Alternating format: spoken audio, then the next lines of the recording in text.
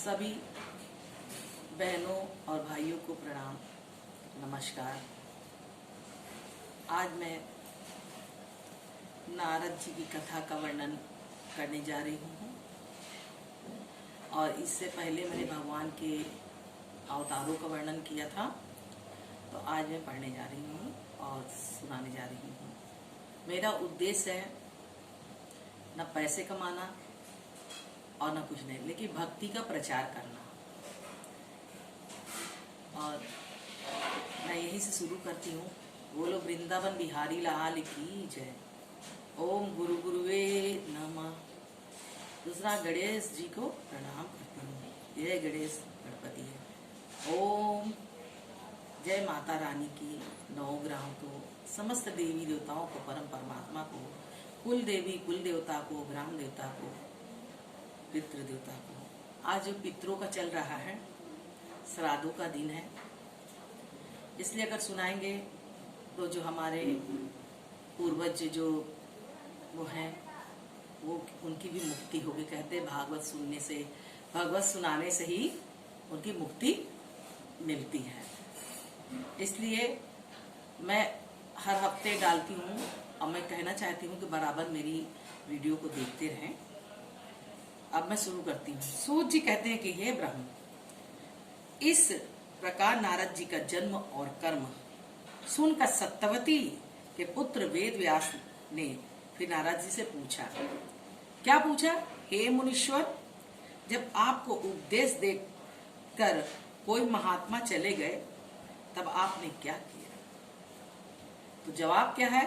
क्योंकि तब तक अपनी बाल अवस्था ही था, उनकी बाल अवस्था थी, नारद जी की बाल अवस्था थी।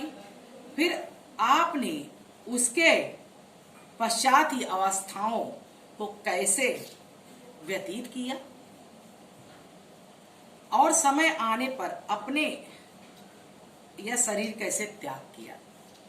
कैसे उस कहने का मतलब है कि इस तरह से आपका जन्म हुआ, किस तरह से आपकी अवस्था थी और कैसे उसका त्याग किया। फिर यह काल तो ऐसा प्रबल है, फिर तो काल जो है ऐसा प्रबल है जो सभी को भुला देता है, उसकी जन्म मृत्यु। सो उसकी आप पर कृपा है जो आपको अब तक अपने इस जन्म का स्मरण बना रखा है। कहते नहीं कि आपके ऊपर उसकी कृपा है जो आपका जन्म कैसे हुआ, ये आपको आपका स्मरण बना हुआ है।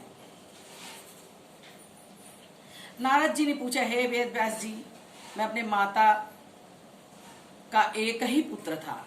नारद जी अपने माता के एक ही पुत्र थे, मुझे बड़ा प्यार करती थी। नारद जी ने कहा, मेरी माँ मुझे बहुत ही प्यार किया करती थी, यद्यपि यह इसकी मूर्खता थी, तथापि उसने मुझे आनंद गति वाले पर बड़ा स्नेह प्रकट किया है। आनंद देने वाला अपना वह स्नेह प्रकट किया है। वह दिन रात ही मेरे कल्याण के लिए लगी रहती थी, मेरी भलाई में लगी रहती थी। लेकिन क्या करे, यह संसार कठपुतली की तरह ईश्वर के वश में है। आप समझें कि संसार किसके हाथ पे है? परम परमेश्वर के हाथ पे है। कठपुतली है हम लोग, कठपुतली की तरह नाचते हैं जिस तरह परमेश्वर हमें नचाते हैं।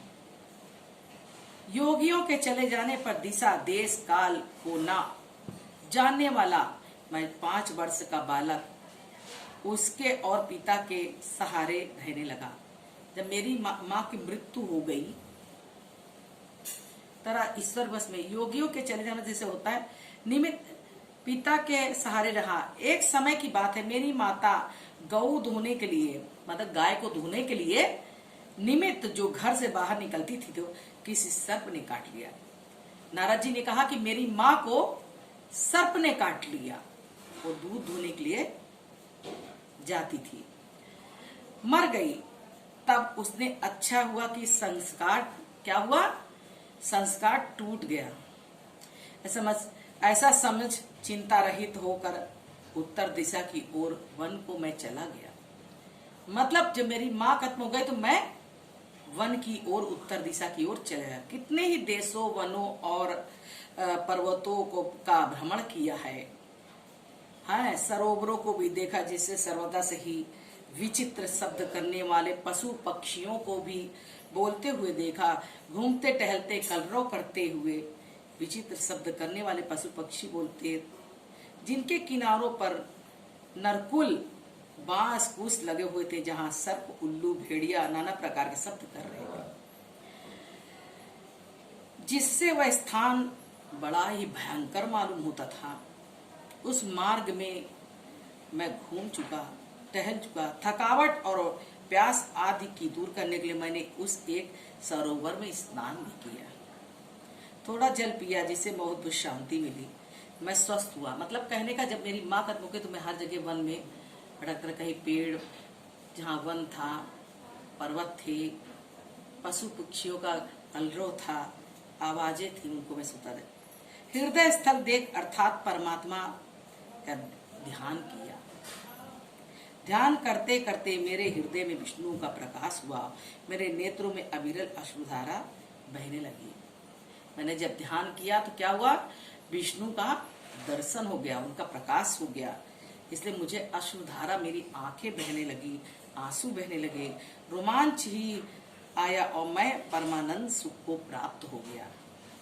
फिर तो मुझे अपने पराये का ज्ञान जाता रहा, मतलब मैं इतना भगवान में लीन हो गया, परमात्मा में, कि मुझे सब कुछ नहीं दिखता था, सब कुछ मुझ में, सब ज्ञान जाता ही रहा और मैं उस आनंद के प्रवाह में लीन हुआ, सारी सुध-बुध खो बैठा, इससे मेरा प्रकाश भी मिट गया।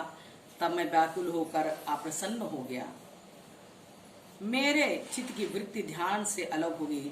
तो वह सुंदर स्वरूप मुझे फिर जैसे दिखाई पड़ने लगा। उसके फिर मन को स्थिर करके अतृप्त और आतुर सा हो गया। अब आतुरता वन के उस एकांत को कहने के लिए मेरी वाणी को सामर्थ्य नहीं है। तब मेरी ऐसी व्याकुलता को देखकर भगवान ने यह गंभीर आकाशवाणी की, हे नारद, तुम अपने इस जन्म में मुझे नहीं देख सकते हो। हे नारद, मुझे नहीं देख सकते, क्योंकि तुम्हारे कामादि मल नष्ट हुआ। ऐसी अवस्था में अर्थात कोई योगियों को मेरा दर्शन नहीं होता। भगवान का कहने मतलब कि जो कोई योगी भी है उनको भी दर्शन नहीं होता।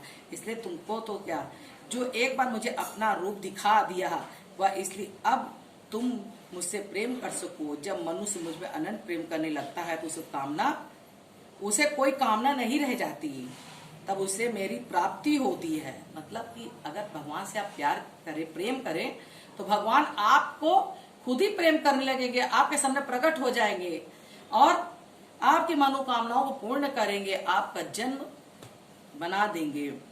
जिसके लिए हम मनुष्य यहाँ पे आए हुए हैं कर्म करने के लिए, वो कर्म करेंगे। महात्माओं की सेवा मुझ में ही भक्ति प्राप्त करो, ऐसा करने से मुझ में लगी हुई तुम्हारी बुद्धि कभी नष्ट नहीं होगी। तब मेरी दया से दूसरे कल्प में तुम्हारे मेरा अपने उस जन्म का दत्तांश स्मरण हो रहेगा। ऐसे आकाशवाणी हुई, शांत हो गया। मैंने सर झुकाकर भगवान को प्रणाम किया। फिर मैं प्रसन्न होकर वहां से उठा, अनेक देशों तथा तीर्थों को घूम निर्लज्ज को उन पर भगवान के नामों का मद मत्सर त्याग का कहने, सुनने और गान करने लगा। हे व्यास देव जी, इस प्रकार कितने ही दिनों तक मैं श्री कृष्ण में अपना मन बुद्धि लगाए, निर्मल चित्त को समझ प्रतीक्षा करने लगा। फिर तो समझ में सहसा बिजली चमकी, मृत्यु प्रकट हुई। तब पृथ्वी, जल, तेज, वायु, आकाश वाला मेरा हुआ पंचभूत शरीर नष्ट हो गया। मैं विष्णु जी की कृपा से श्वास के भगवान कृपा से मैं प्राणों को परीक्षि आदि ऋषियों सहित उत्पन्न हुआ। इससे श्री विष्णु जी की दया से सर्वत्र गमन करने वाला और अखंडित ब्रह्मचर्य व्रतधारी होकर त्रिलोक में भ्रमण करने का अधिकारी हुआ। तब वे ब्रह्मा ने मुझे यह वीणा देकर कहा, तुम इस वीणा को बजाकर विष्णु जी की यशोगान करते हुए सर्वत्र विचरण करो और अपने उपदेश को सांसारिक पुरुषों को शुभ मार्ग दिखलाओ, क्योंकि जिस प्रकाशवान क्रोध और लोभ को नष्ट हुआ वो विष्णु जी की सेवा से ही शांति होता है। बोलो वृंदावन बिहारी लाल की जय। श्री कृष्ण गोविंद हरे मुरारी, हे नाथ नारायण वासुदेवा। हम कहना चाहेंगे कि जब आप पूजा करें तब मेरे वीडियो को रख दे, सुने, उसी समय आपकी पूजा सार्थक होगी। और आपके पास अगर धार्मिक पुस्तक नहीं है तो कोई बात नहीं, इसी वजह से मैं डालती हूँ ताकि आप देख सकें। अगर हो सके तो मेरे वीडियो को लाइक कर देना, शेयर कर देना, जिससे धर्म का प्रचार होता रहे। इस प्रचार के लिए ही हम करते हैं, ना मुझे पैसे की लालच है और ना धन दौलत की कोई लालच है। जिसको प्रभु मिल जाते हैं उसको कोई प्रकार का कोई लालच नहीं होता। आपसे मैं विदा लेती हूँ। प्रणाम, नमस्कार।